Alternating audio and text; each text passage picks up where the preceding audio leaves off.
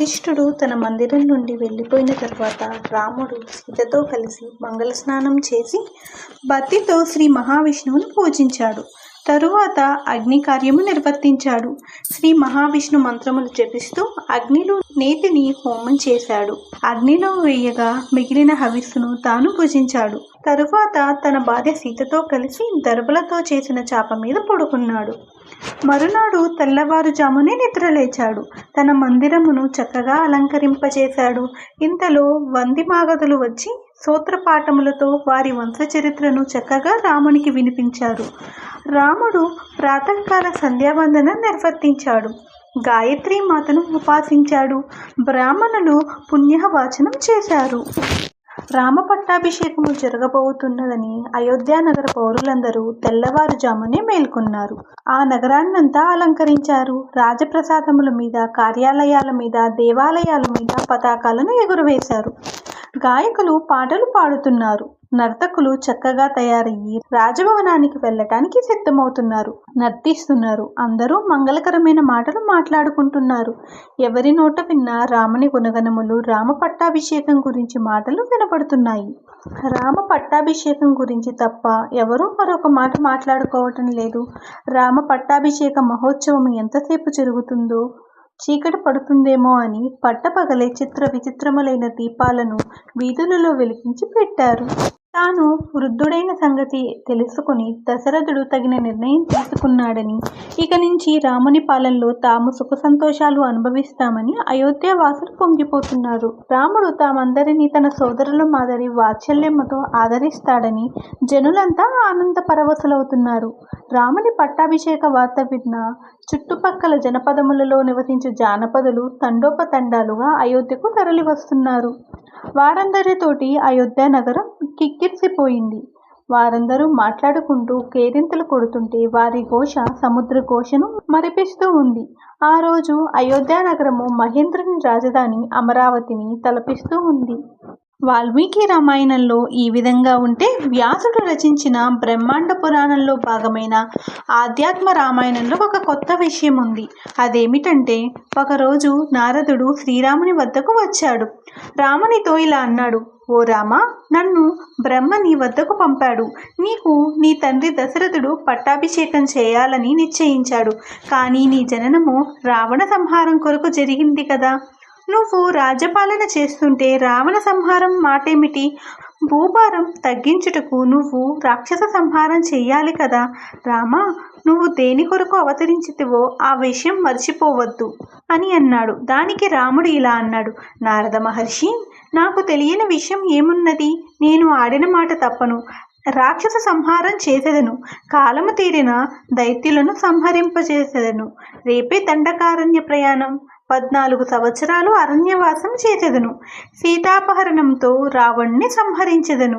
ఇది సత్యము అని రాముడు నారదునితో అన్నాడు. రాముని మాటలకు సంతోషించిన నారదుడు అక్కడ నుండి వెళ్ళిపోయాడు. ఇక్కడ రాముడు సామాన్య మానవుడు కాదు, కారణజన్ముడు. సాక్షాత్తు విష్ణు అవతారం. భూత భవిష్యత్ వర్తమానాలు తెలిసినవాడు అని చెప్పబడింది. తరువాత వశిష్ఠుడు రామునితో ఉపవాస వ్రతం చేయించిన తరువాత వెళ్ళిపోయాడు. ఆ సమయంలో దేవలోకంలో దేవతలు సరస్వతీదేవి వద్దకు వెళ్ళారు. అమ్మా సరస్వతీదేవి, నువ్వు ఇప్పుడు వెంటనే భూలోకానికి వెళ్ళాలి.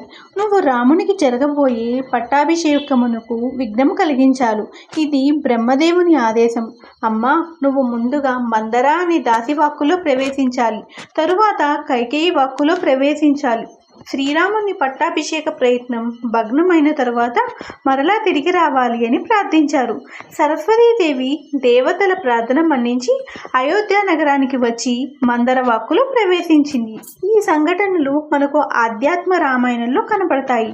ఇంకా ఈ సందర్భంలో తులసి రామాయణంలో ఏముందో తెలుసుకుందాం. అయోధ్యలో పౌరులందరూ రామ పట్టాభిషేక సందర్భంలో ఉత్సవాలు జరుపుకుంటుంటే దేవలోకంలో దేవతలు విచారంగా ఉన్నారు. వారందరూ సరస్వతీదేవి వద్దకు వెళ్ళి ఇలా అన్నారు: అమ్మా, రామ పట్టాభిషేకం జరగబోతున్నది. నువ్వు ఎలాగైనా దానిని భగ్నము చేసి రాముని అరణ్యములకు పంపాలి. దాని వలన దేవతల కార్యం సఫలమవుతుంది అని అన్నారు. ఆ మాటలకు సరస్వతీదేవి నేను ఇటువంటి పాడు పని చెయ్యాలా అని చింతించింది. ఏమీ మాట్లాడకుండా మౌనంగా ఉంది. అప్పుడు దేవతలు ఇలా అన్నారు: అమ్మా, తమరు ఈ పని చేసినందువల్ల తమరికి ఏ దోషం అంటదు. ఇది దైవ కార్యం. రాముడు సామాన్య మానవుడు కాదు, మోదములకు అతీతుడు. సుఖము దుఃఖము సామాన్య మానవులకు కాని రామునికి అంటవు.